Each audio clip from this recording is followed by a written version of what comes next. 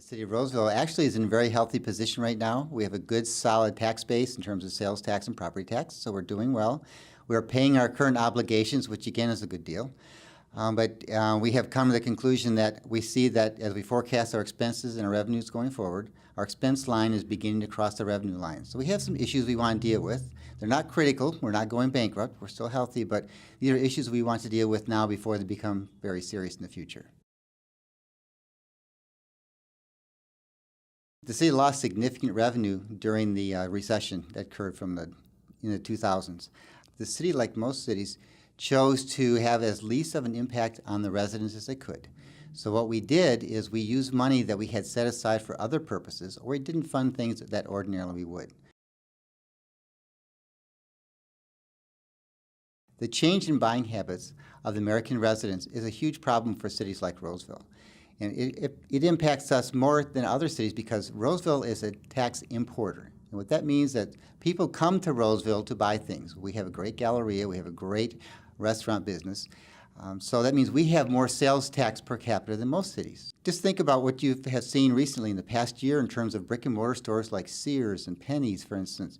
These types of stores are closing very significant numbers of their branches and or just going out of business. So as this goes away, we see this geometrically increase in the future, so that again is going to impact us greatly.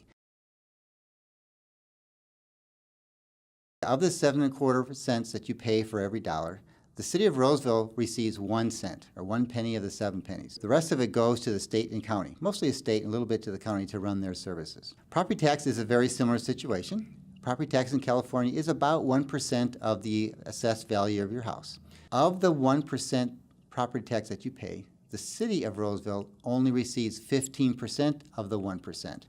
So as a result, there's quite a big chunk of money that people believe they're paying in taxes that's coming to the city, when in effect it really isn't.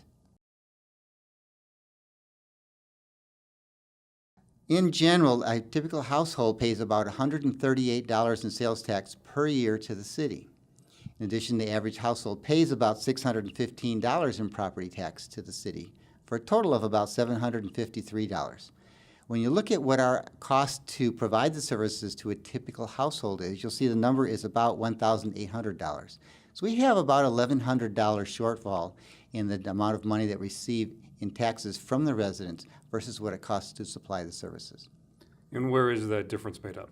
Well, there's the good news. The difference is we have a number of other sources of revenue, but most importantly, as I mentioned, we are a tax importer, which means that people come to the city of Roseville to spend their money. So they're making up the difference.